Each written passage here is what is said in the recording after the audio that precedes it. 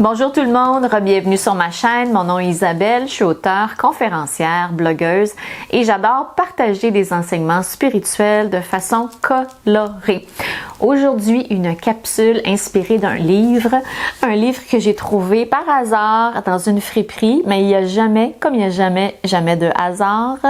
Je l'ai acheté, j'ai adoré la couverture qui me parlait beaucoup.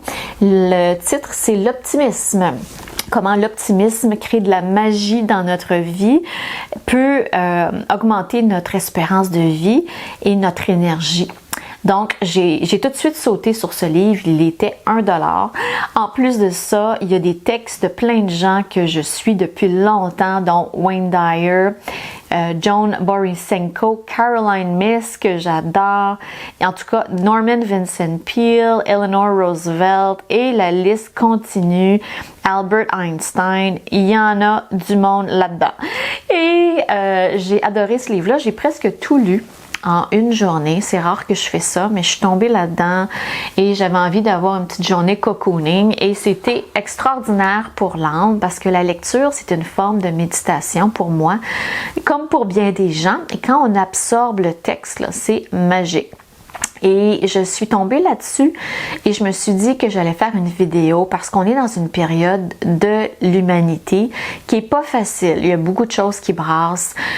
Au niveau financier aussi, peut-être que vous êtes dans vos inquiétudes. Est-ce que je vais arriver à joindre les deux bouts? Je vois les grands titres, les taux d'intérêt. On voit des questions par rapport à l'inflation et tout ça. Donc, ce qui est important, il faut se garder à l'esprit deux choses. Un, il n'y a rien à craindre. On est supporté par une force divine extrêmement puissante qui veut notre bien. Par contre, on est aussi dans un univers, on habite et on vit dans un univers qui est 100% mental. Donc, tout ce que l'on pense, on le manifeste dans la matière. Donc, si on est dans nos peurs, on reproduit des événements malheureux, fâcheux qu'on ne veut pas attirer. Si on est dans la peur du manque, on attire plus de manque. C'est une loi. Malheureusement, c'est comme ça. On est fait comme ça, on vit dans un univers vibratoire qui est un grand miroir de nos pensées. Donc, c'est pour ça que lire des textes comme ça et autres livres inspirants, ça nous aide à nous maintenir des hautes fréquences, des vibrations positives et optimistes. Et je suis tombée sur une liste de 10 conseils de Joan Borysenko. Comment trouver l'optimisme dans nos vies? Des fois, on est optimiste, on essaye de maintenir le cap, mais là où on a une petite drop, une petite baisse d'énergie, on a une mauvaise nouvelle ou on fait juste ouvrir la radio, la télé, on lit les grands titres quand on va à l'épicerie et off, on retombe. Donc, c'est très important de maintenir cette bulle protectrice de nos pensées, peu importe ce qui se passe sur la planète, de limiter le temps qu'on passe avec les médias. Même les médias sociaux aussi, limitez ça. Si vous suivez des comptes qui ont tendance à faire baisser votre fréquence, si vous suivez des comptes qui partagent des choses négatives, tristes, des choses qui vous mettent en colère, suivez pas ça. Suivez pas ça. Restez au-dessus de ça. Vous avez la capacité de choisir un plan mental autre. Alors, pour les conseils, les voici donc. Les 10 conseils pour rester optimiste et plus positif. Ça dit, arrête d'essayer de changer le passé. Il faut bénir notre passé, on ne peut pas le changer. Il faut mettre 100% de notre énergie dans la création d'un futur meilleur. Deuxième chose, rester dans la pensée positive.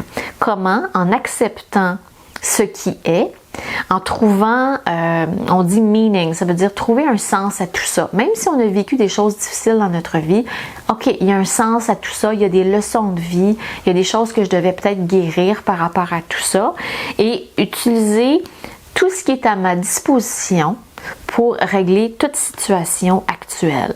Donc, quand on calme notre mental, on prend un instant pour accepter ce qui s'est passé, voir le positif là-dedans, ça nous permet de trouver des solutions avec ce qu'on a à notre portée.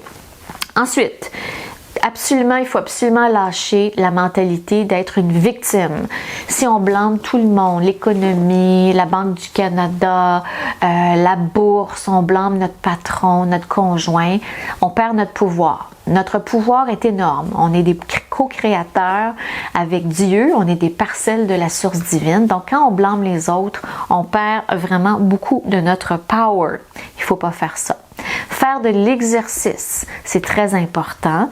Ça nous permet de contrecarrer le stress qui apparemment réduit la taille de notre cerveau. Donc l'exercice augmente peut-être la taille du cerveau, on le mentionne pas, mais ça crée certainement de l'adrénaline et des endorphines dans notre système. Moi, je sais qu'à tous les matins, je fais une routine d'exercice. Ça nous permet de commencer la journée du bon pied et de ressentir des bonnes énergies. Je vous suggère la danse, même si c'est juste 5 minutes, une chanson que vous adorez, danser dans votre salon, dans votre douche, en vous habillant, ça va vous mettre de bonne humeur.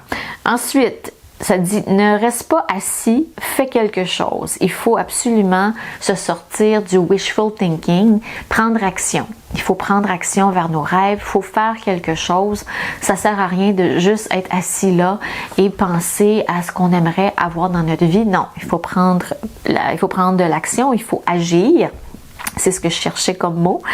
Et ensuite, ça dit, oui, il faut agir, mais aussi il faut se poser. Donc, prendre du temps aussi pour méditer. C'est prouvé que la méditation réduit le stress et elle stimule la pensée du cerveau droit, la relaxation et nous permet de connecter avec notre intuition. La méditation est aussi un sommeil profond quand on dort la nuit.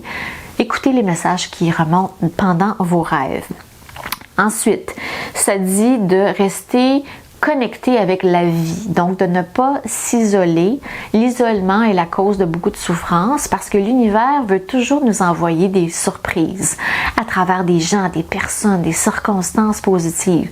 Alors si on reste isolé toute seule dans notre coin, on ne peut pas recevoir les cadeaux que l'univers, Dieu, la source divine veut nous envoyer à chaque instant.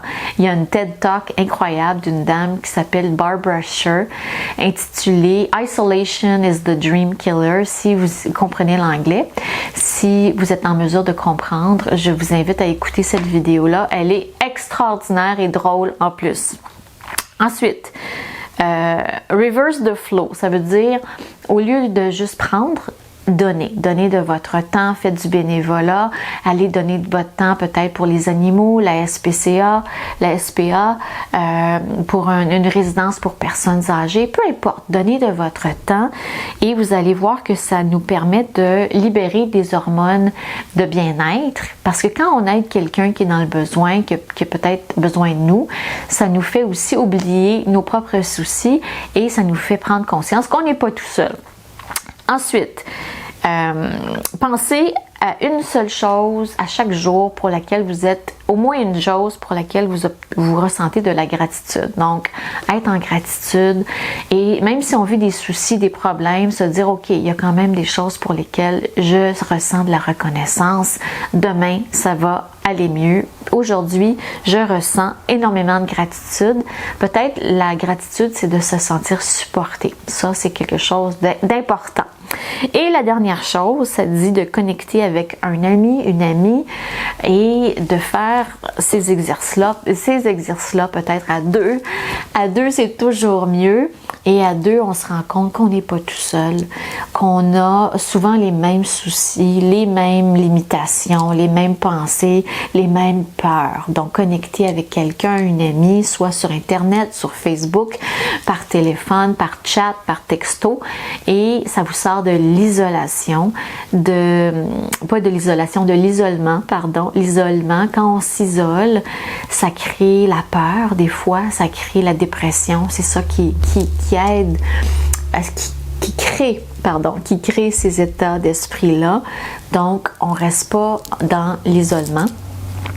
On connecte avec des gens qui peuvent nous supporter et ça fait monter nos vibrations. Alors voilà pour cette liste fabuleuse que j'ai trouvée en lisant le livre sur l'optimisme. Je voulais le partager avec vous. Je pense qu'on vit tous et toutes dans une période de très, très grands changements, très grands chamboulements. J'en ai parlé dans mon livre Splendeur. La planète change, nous aussi on change, alors il faut rester dans les hautes fréquences, les hautes vibrations et utiliser tous les outils possibles et nécessaires pour se maintenir en haut. Toujours. Alors voilà pour cette capsule, j'espère que ça vous parle, j'espère que ça vous aide. Merci infiniment de m'écouter, merci infiniment de me suivre, de vous abonner à ma chaîne et je vous dis à la prochaine pour une autre vidéo.